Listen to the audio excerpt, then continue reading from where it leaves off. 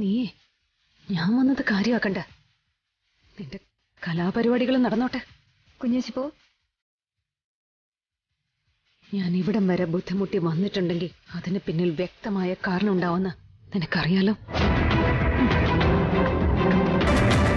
അതുകൊണ്ട് വന്ന കാര്യം നടത്തിയിട്ടേ ഞാൻ പോവും. അച്ഛനോട് ഞാൻ പലവട്ടം പറഞ്ഞതാ ഇവളെയും കൊണ്ടുള്ള കച്ചവടം വേണ്ടാന്ന്. ഓരോ മാരണങ്ങൾ ഇങ്ങനെ കേറി വന്നോണ്ടിരിക്കും. നിങ്ങൾ വന്ന നിങ്ങളുടെ അനിയത്തി കൂട്ടാനാണെങ്കിൽ കൂട്ടിക്കൊണ്ടു പോ. ആരും ഇവിടെ ക്ഷണിച്ചു വരുത്തിയൊന്നുമല്ല ഇങ്ങോട്ട്. ഞാൻ വന്നത് എന്റെ അനിയത്തിയെ കൂട്ടിക്കൊണ്ടു പോവാൻ തന്നെയാ. പക്ഷെ കോളേജിന് മുന്നിലെ ബസ് സ്റ്റോപ്പിൽ നിന്നല്ലല്ലോ ഞാൻ അവളെ കൂട്ടിക്കൊണ്ടു പോകുന്നത്. അതുകൊണ്ട് ഇവളെ ഇവിടെ വരെ എത്തിച്ച് നിങ്ങൾക്ക് എല്ലാവർക്കും ഒരു മുന്നറിയിപ്പ് തരാൻ വേണ്ടിയാണ് ഞാൻ വന്നിരിക്കുന്നത്. ഞാൻ ഇവളെയും കൂട്ടി ഇവിടെ നിന്ന് ഇറങ്ങുന്ന അത്രയും സമയം നിനക്കൊക്കെ കിട്ടും ഈ സ്ഥലം കാലിയാക്കാൻ. മനസ്സിലായില്ല. ഒരു നുള്ളു വെളുത്ത പൊടി കൊണ്ടും ഒരു തുള്ളി മരുന്നുകൊണ്ടും നീയൊക്കെ ഭൂമിയിൽ സ്വർഗം എത്തിക്കുന്നു പറയുന്ന ഈ നരകമുണ്ടല്ലോ, നിന്നെപ്പോലുള്ള വിഷജന്തുക്കളുടെ വിഹാര കേന്ദ്രമായ ഈ ബിൽഡിംഗ്, ഇതിനു ചുറ്റും പെട്രോൾ ഒഴിച്ചിട്ടുണ്ട് ഞാൻ.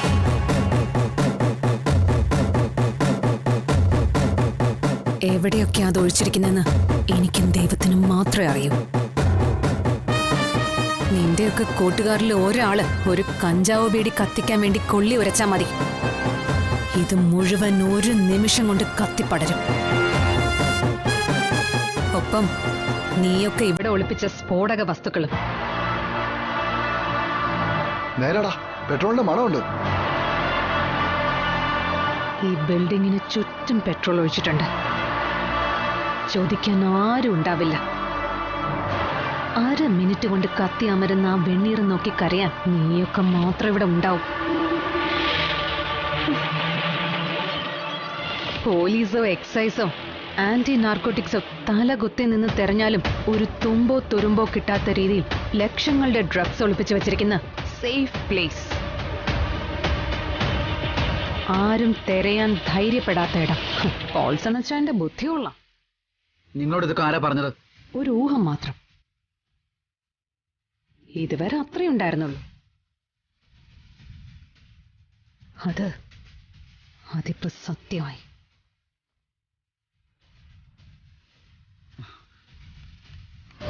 കൂട്ടിക്കൊണ്ടുപോയി കത്തിക്കടി നിന്റെ ചേച്ചിയെ. ഞാനല്ല കത്താൻ പോകുന്നത്, നീയൊക്കെ നിന്ന് കത്തും. ഒരു ചുക്ക് നടക്കാൻ പോകുന്നില്ല മനു.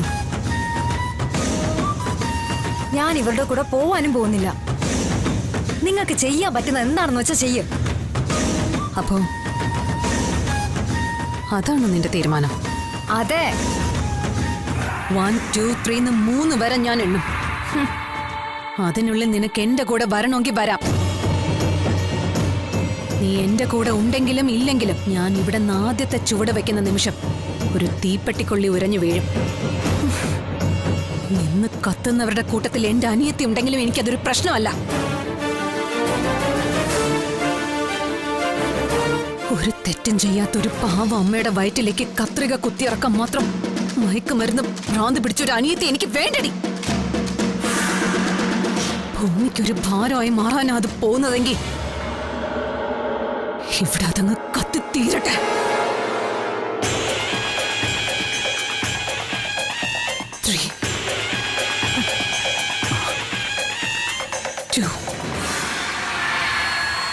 മനു, ഇത് കുഴപ്പമാ. ഈ പെണ്ണ് പറഞ്ഞ പോലെ ചെയ്യുന്നോളാ. നീ ധൈര്യമായിട്ടിരിക്കും മനു.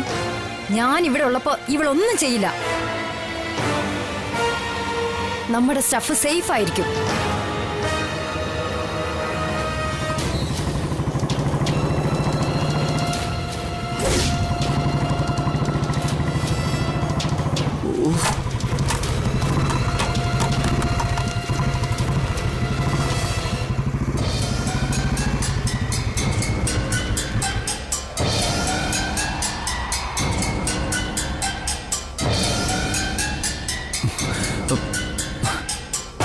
അച്ഛായ,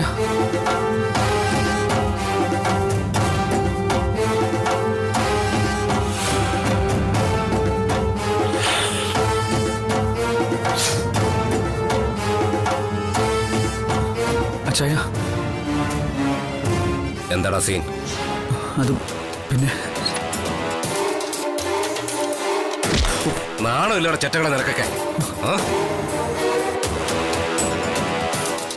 ഒരു പെട്രോൾ ക്യാനും കയ്യിൽ പിടിച്ച് ഒരു ഊള പെണ്ണ് കയറി വന്നാ പൊട്ടിത്തെറിക്കുന്നതാണോടാ പോൾസൺ കെട്ടിപ്പൊക്കിയ ഈ സാമ്രാജ്യം?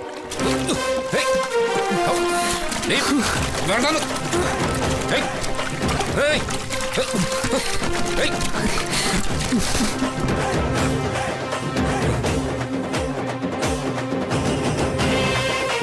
പോൾസൺ കെട്ടിപ്പൊക്കിയ സാമ്രാജ്യം അല്ലടാ.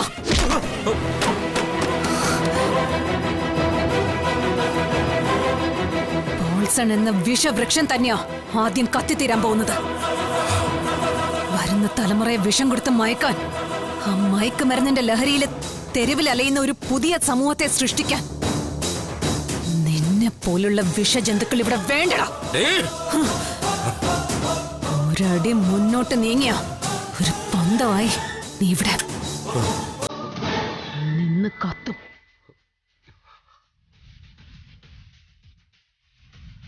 കത്തിക്കട്ടടാ. വേണ്ട, അരുത്, കത്തിക്കരുത്.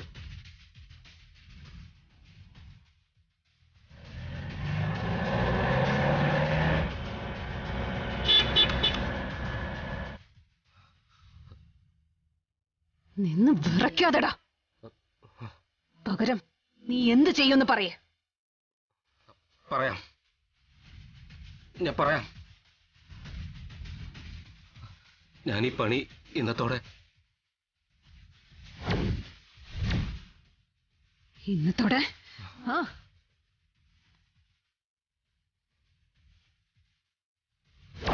ഞാൻ പറയാം. പോടി.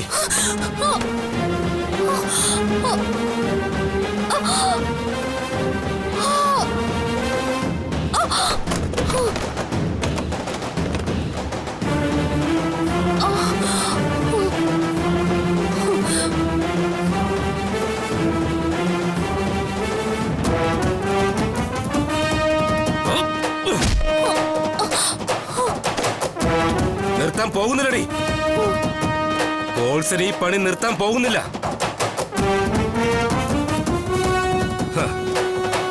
പോൾസൺ പണി നിർത്തണം പോലും.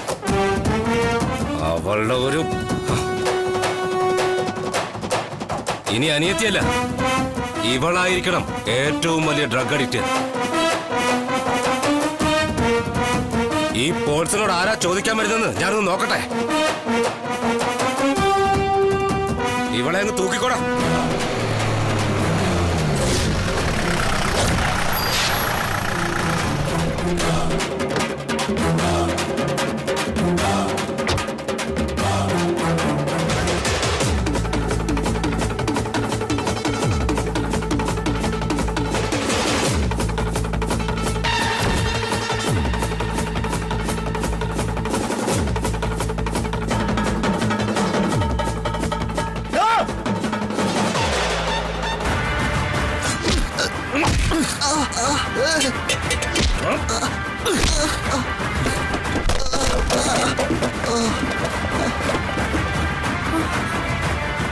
ഓടിക്കോടാ.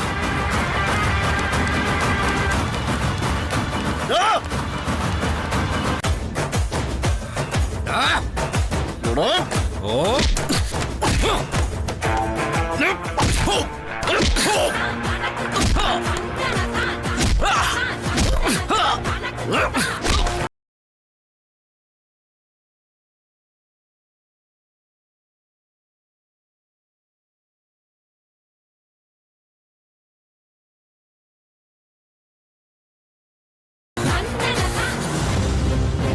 ഷാലിനി, ഷാലിനി, ഷാലിനി, ഷാലിനി, ഷാലിനി, കണ്ണൂർക്ക്. പേടിക്കണ്ട, ഡ്രഗ്സ് കഴിച്ചതൊന്നുമല്ല. ആവശ്യമില്ലാത്തടത്ത് വലിച്ചു കയറി വന്ന് ചോദിച്ചു വാങ്ങിച്ചതാ. കുറച്ച് വെള്ളം തെളിച്ചാ മതി, എഴുന്നേറ്റോളൂ. ശ്യാമേ, ഷാലിനി. ആ പിന്നെ എന്റെ കാര്യങ്ങളിൽ മേലാൽ ഇടപെടാൻ വരരുതെന്ന് പറഞ്ഞേക്കണം. വിഷ്ണു ഏട്ടനോടും കൂടിയാ ഞാനീ പറയുന്നത്.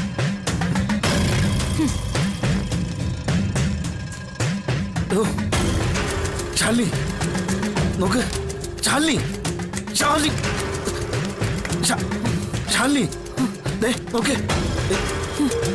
ഞാനാ നോക്ക്, ഞാനാ. എന്താ പറ്റിയേ? ഇള നിനക്ക് വാ. വിഷ്ണുട്ടാ, നമ്മുടെ ശ്യാമ അവള് പോയി ശാലിനി. അവള് നമ്മളെ വിട്ട് പോവും വിഷ്ണുട്ടാ. പോട്ടെ, അത് അവളുടെ ഇഷ്ടമാ. തന്നോട് എത്ര വർഷം പറഞ്ഞ ആവശ്യമുള്ള സ്ഥലത്ത് പോരുതെന്ന്. പെണ്ണിനെ തൊട്ട് അവരെ വേണ്ട,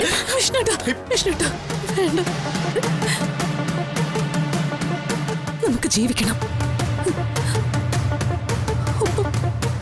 അവളെ നമുക്ക് വേണം.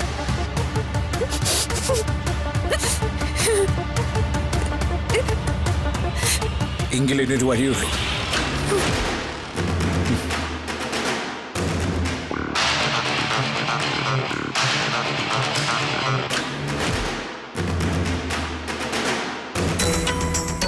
വിവരങ്ങൾ കുറെയൊക്കെ ഞാൻ അറിഞ്ഞിരുന്നു ശാരദാമ്മേ. അത് നിങ്ങളുടെ കയ്യിൽ നിൽക്കുന്ന കേസാണെന്ന് കരുതിയാ ഞാൻ ഇടപെടാതിരുന്നത്.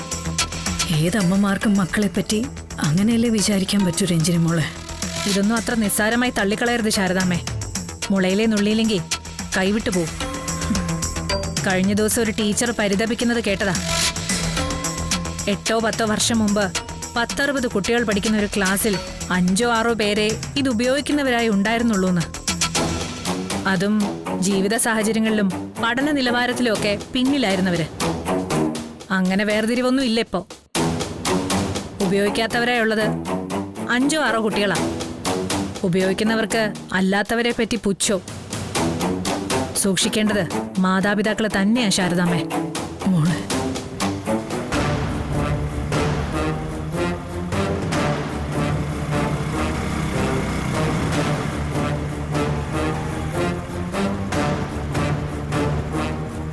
പെട്ടെന്ന് ഇറങ്ങിക്കോ. നിക്കണ അവിടെ, പിടിക്കാനെ.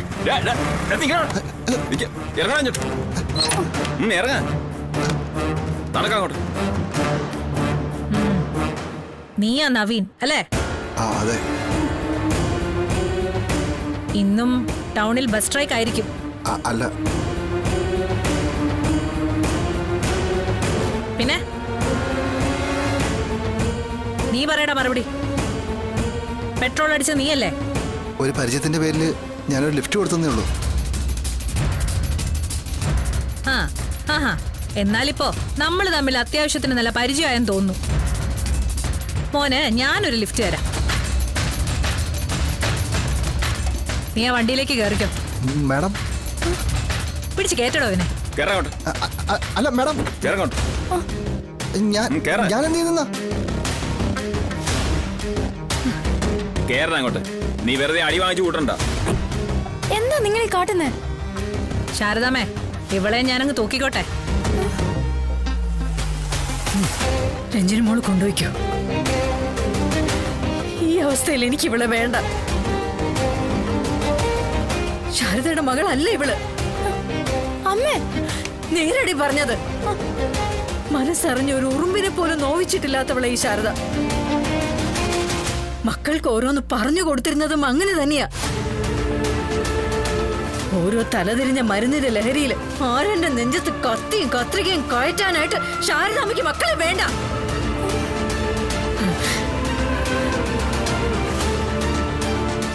ശാരദാമ്മ സമാധാനായിട്ടിരിക്കെ. ഞാനൊന്ന് സംസാരിച്ചു നോക്കട്ടെ. വാ നീ ഇങ്ങോട്ട് വരാൻ.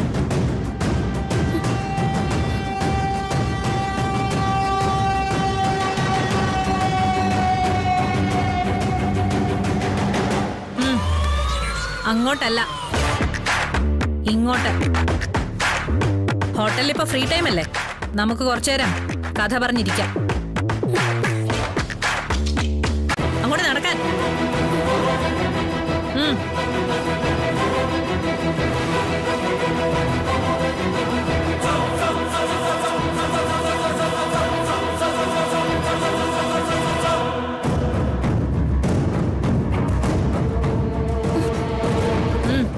ഇരിക്കടി. അയ്യോ, ഇരിക്കാൻ.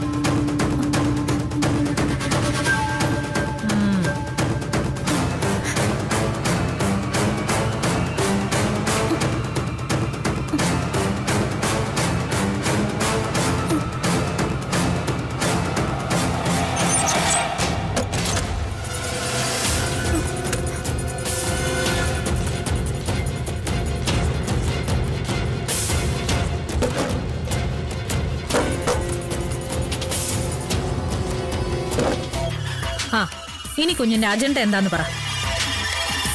അജണ്ട എന്താന്ന് പറഞ്ഞ് മനസ്സിലായില്ലേ? കുഞ്ഞിന്റെ ഭാവി പരിപാടി. ഈ സ്ഥലം ഏതാന്നറിയാമോ കുഞ്ഞിന്? ഇതെങ്ങനെയാ ഉണ്ടായെന്നുള്ള ചരിത്രം കേട്ടിട്ടുണ്ടാവല്ലോ. പാമ്പും പഴുതാരയും താമസമാക്കിയ ഒരു ഓലപ്പുരേന്ന് ഓരോ കല്ലും കട്ടയും ചുമന്ന് ശാരദാമ്മേ ശാരികയും ഇന്നത്തെ നിലയിൽ വൃത്തിയുള്ള ഇതുപോലൊരു ഹോട്ടലാക്കിയതിന്റെ കഥ എന്നേക്കാ കൂടുതൽ കേട്ടിട്ടുണ്ടാവും നീ. ഓ, അത് പക്ഷെ ഒരു കഥ മാത്രമല്ലേ അല്ലേ?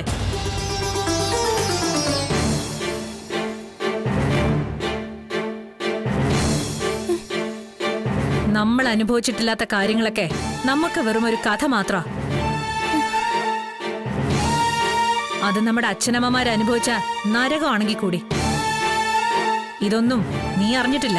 കാരണം വീട്ടിലെ ഏറ്റവും ഇളയ കുട്ടിയായിരുന്നു നീ. ഇളയ കുട്ടികൾക്കൊരു സ്വാതന്ത്ര്യമുണ്ട്. എന്താണെന്നറിയോ നിനക്ക്?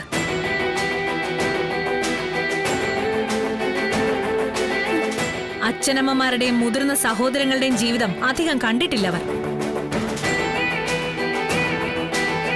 അവർക്ക് തിരിച്ചറിവാകുമ്പോൾ മുതൽ അവരനുഭവിക്കുന്നത് മാത്രമായിരിക്കും അവരുടെ ജീവിതം.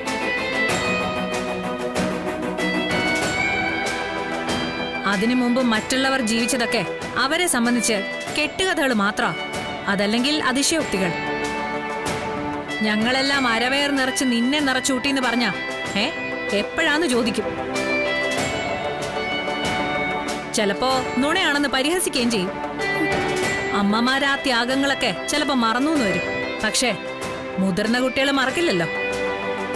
അതാടി ഇന്ന് ഓരോ വീട്ടിലും നടക്കുന്ന സഹോദരങ്ങൾ തമ്മിലുള്ള പോരും ചോര വീഴ്ത്തലും. എന്നോട് എന്തിനാ ഇതൊക്കെ പറയുന്നേ? നിന്നോട് ഇതൊക്കെ എന്തിനാ പറയുന്നത്? നിന്നോട് ഇതൊക്കെ പറഞ്ഞതുകൊണ്ട് എന്തെങ്കിലും പ്രയോജനമുണ്ടോ എന്നൊന്നും എനിക്കറിയില്ല. പക്ഷേ നിന്നോട് ഇതൊക്കെ പറഞ്ഞതുകൊണ്ട് എനിക്കെന്താ പ്രയോജനം എന്ന് നീ കൂടി ഒന്ന് ആലോചിക്കണം. കേരള പോലീസിന്റെ ഉന്നത ശ്രേണിയെടുത്ത ചീഫ് മിനിസ്റ്ററും ആഭ്യന്തരമന്ത്രി അടക്കമുള്ളവരുമായി നേരിട്ട് ബന്ധപ്പെടാൻ അധികാരവും അവകാശവുമുള്ള 10 പദവികളിലൊന്ന് തോളത്ത് തൂക്കുന്നയാൾ, ഓരോ സെക്കൻഡിനും ഇന്ത്യൻ പോലീസ് സർവീസ് പ്രതിഫലം നൽകുന്ന ഒരാൾ എന്തിനാടി നിന്റെ ഈ കൂനാച്ചി ചായക്കടയിൽ വന്ന് നിനക്ക് സാരോപദേശ ക്ലാസ് എടുക്കാൻ നിൽക്കുന്നത്? നീ ആരാടി? Stand up there. എടി, നിന്റെ പ്രായത്തിലുള്ള പെൺകുട്ടികൾക്കൊരു വിചാരമുണ്ട്. അവർക്ക് ചുറ്റും ആ ലോകം കറങ്ങുന്നതെന്ന് തോന്നും. ശരീരത്തിലേക്ക് യൗവനം കടന്നു വരുമ്പോ തോന്നുന്നൊരു ഭ്രമം മാത്രമാണത്. അതിനെ പ്രോത്സാഹിപ്പിക്കാനും കടമുനക്കോണിനെ വർണ്ണിച്ച് കവിത എഴുതാനും ഒക്കെ ചില കോന്തന്മാരും കാണും. പക്ഷേ പണവും പദവിയും വിദ്യാഭ്യാസവും അന്തസ്സും ഒന്നും ഇല്ലെങ്കിൽ ആണും പെണ്ണും വെറും ചണ്ടിയാ. പോലീസ് സ്റ്റേഷന്റെയും കോടതിയുടെയൊക്കെ വരാന്തയിൽ അസിസ്റ്റന്റ് പോലീസ് കമ്മീഷണർമാരെ അല്ല, ഒരു സിവിൽ പോലീസ് ഓഫീസറെ കാണുമ്പോൾ പോലും കൈയും കൂപ്പി നിയമസഹായം തേടി നിൽക്കുന്ന ഒരുപാട് മനുഷ്യരുണ്ട് ഇന്ന് ഈ ഭൂമിയിൽ. അതിനേക്കാൾ ഒരു പടി പോലും മീതെയല്ല നീ. പിന്നെ ഞാൻ എന്തിനാ ഇവിടെ ഇങ്ങനെ നിൽക്കുന്നതെന്ന് ചോദിച്ചാൽ ഒരൊറ്റ ഉത്തരവേ ഉള്ളൂ, ശാരദാമ്മ. ഒരു നാടിനെ മുഴുവൻ അന്നമൂട്ടുന്ന പുണ്യം. വലിയ വിദ്യാഭ്യാസമൊന്നും ഇല്ലെങ്കിലും ആ പുണ്യത്തിന് മുമ്പിലാ എന്നെ പോലുള്ളവര് ഓച്ചാനിച്ച് സല്യൂട്ട് ചെയ്യുന്നത്. അല്ലാതെ നിന്റെയൊക്കെ നീ നേരെ വാ നേരെ പോന്നുള്ള കൂട്ടത്തിലായതുകൊണ്ട് ഇനി നമുക്ക് കാര്യത്തിലേക്ക് കടക്കാം. ഇവിടെ ഒരു പെൺകുട്ടി മയക്കുമരുന്ന് കൈവശം വെക്കുകയും അത് ഉപയോഗിക്കുകയും ആ ലഹരിയിൽ മറ്റുള്ളവർക്ക് ജീവഹാനി ഉണ്ടാക്കുന്ന വിധം അക്രമാസക്തയാവുകയും ഒരു സ്ത്രീയെ മാരകമായി കുത്തി പരിക്കേൽപ്പിക്കുകയും ചെയ്തതായി പരാതി കിട്ടിയിട്ടുണ്ട്. പരാതിക്കാരി ശാരദാമ്മ.